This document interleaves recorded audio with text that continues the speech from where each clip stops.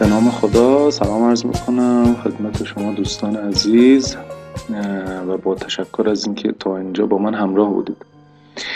خب جلسات قبل ما LMI ها رو معرفی کردیم، نحوه حلش رو با استفاده از تولباکس مطلب و یالمیپ خدمتتون عرض کردیم.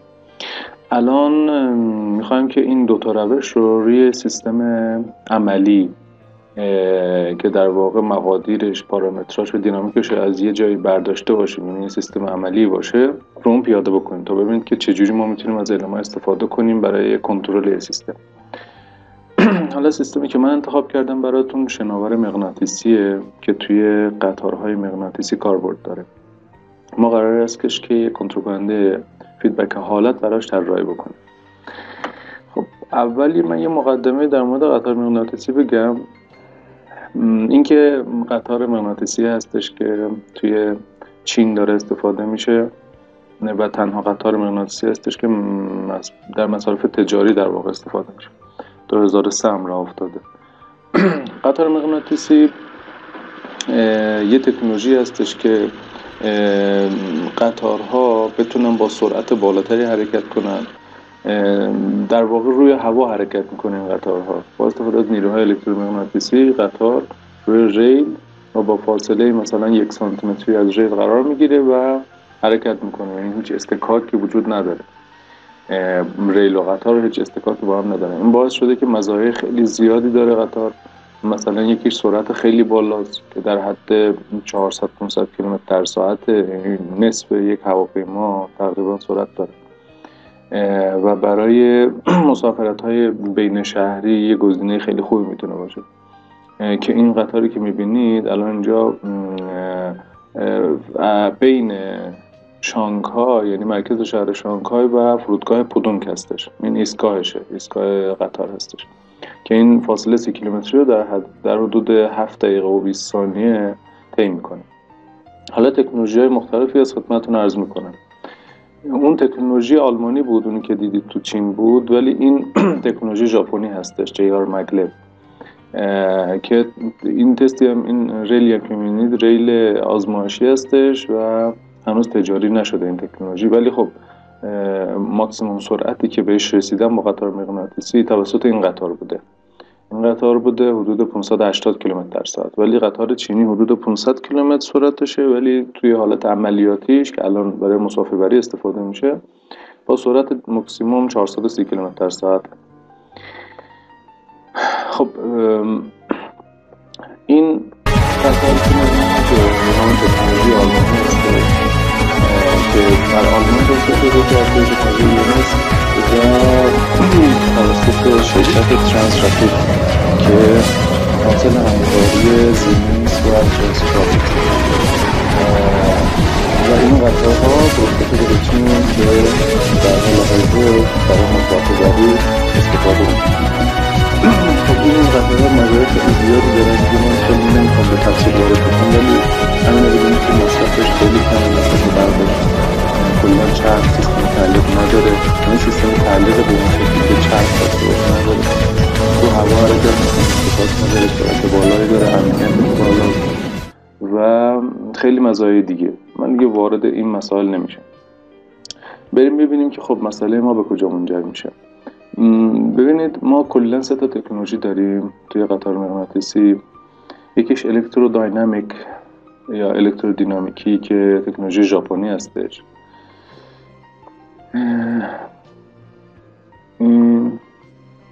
این تکنولوژی ژاپنیه.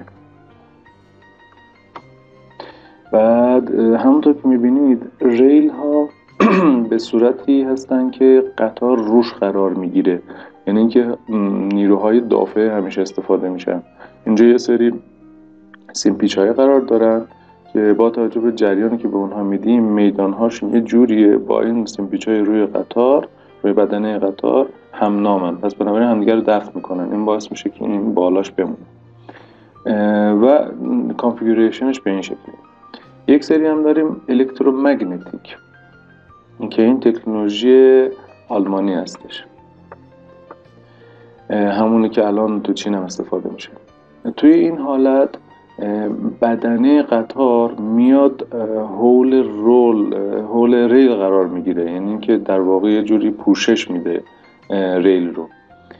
و اینجا خب ببینید از بغل یه سری سیمپیچه هستن که اونها هم حالت دافعه داره که بهش میگن هدایت، یعنی به صورت ارضی در واقع قطار رو پایدار بکنه که به ریل نخورن. یک سری هم هستن اینجا، این دوتایی که میبینید، این جفتایی که هستن، اینا هم برای شناورسازی هستن یا لویتیشن. شناورسازی ها برعکس این حالتی که دافعه بودن، اینها جاذبه هستن، به خاطر اینکه قطار اگه بخواد بالا بمونه باید یه نیروی جاذبه بین اینها باشه که این قطار رو بکشه بالا. پس بنابراین یه تفاوت اساسی که ندارن، از نیروی جاذبه الکترومغناطیسی استفاده میشه، اینجا از نیروی دافعه الکترومغناطیسی. حالا یه تکنولوژی دیگه هم داریم که این داکتراک، این تکنولوژی آمریکایی هستش که در حال توسعه است. توی اینها از سیمپیچ تنها استفاده نمیشه، یه سری سیمپیچ هم داریم روی قطار اینا، ولی از آهنرباهای ثابت هم استفاده میشه. یعنی به جای اینکه از سیمپیچ استفاده کنیم میدان تولید کنیم، از آهنربای عادی منتها آهنرباهای قوی استفاده میشه برای نیروی دافع ایجاد کردن، که اینم با دافع کار میکنه مثل تکنولوژی ژاپنی.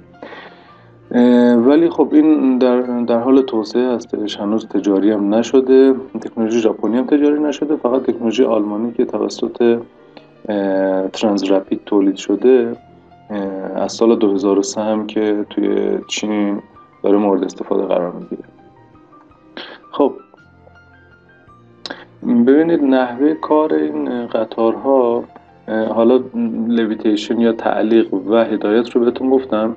یک حوزه دیگه که تو قطار مطرحه این هستش که قطار باید یه نیروی پیشرانه داشته باشه که حرکت کنه یا بتونه ترمز بکنه.